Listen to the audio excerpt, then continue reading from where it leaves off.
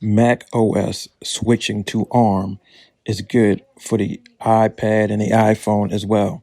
It's good for iOS because since Mac will eventually be going to ARM, Mac programs, be it such as Logic and Final Cut Pro, will have to work on ARM. And the ARM processors that will be in Mac OS more than likely be a version of the chips found in the iPad and the iPhone devices. Those A chips will be A whatever, and obviously they'll make some tweaks on it to be able to work well with desktop level software, if you will, in that desktop level environment. That being said, that means we can see things like Logic and Final Cut Pro come to the iPad and the iPhone. And we know Apple can do it because they took iMovie, even though it has less features than iMovie on Mac, took GarageBand and put that on iOS devices.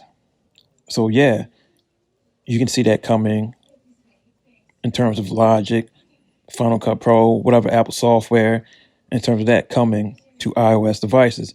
Now, it would probably have to be cheaper because you have programs such as LumaFusion that works really well for video editing already on the iPad, the iPhone. That's only $30, 10 times less than what it would cost for Final Cut Pro. So will Apple have to lower its prices to bring that to an iOS device? Yeah, they're going to have to lower the price in order to compete because you have to look at it this way. Since ARM is coming to Mac, LumaFusion can easily come to the Mac OS, make a few changes in terms of using the mouse and keyboard for input. There you go. There you have it. You have something competing with Final Cut Pro. Final Cut Pro is going to lower its prices in the Mac environment. So, yeah, ARM will be good for the whole Mac family, if you will, by Mac OS going to ARM.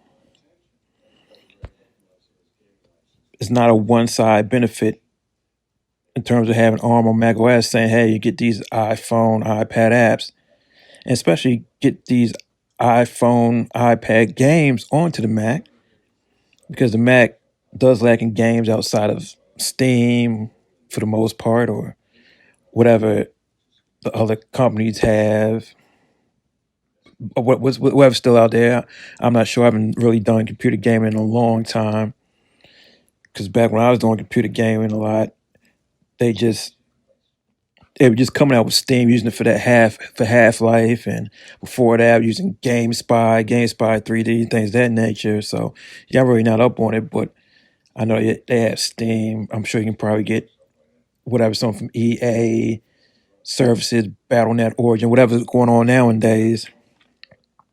Yeah, that's how you can play games on Mac, but natively in terms of just developers outright supporting outright supporting Mac like they do Windows.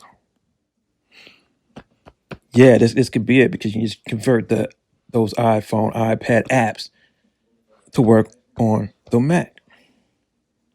That'll be cool because people that's already a thriving store, that app store.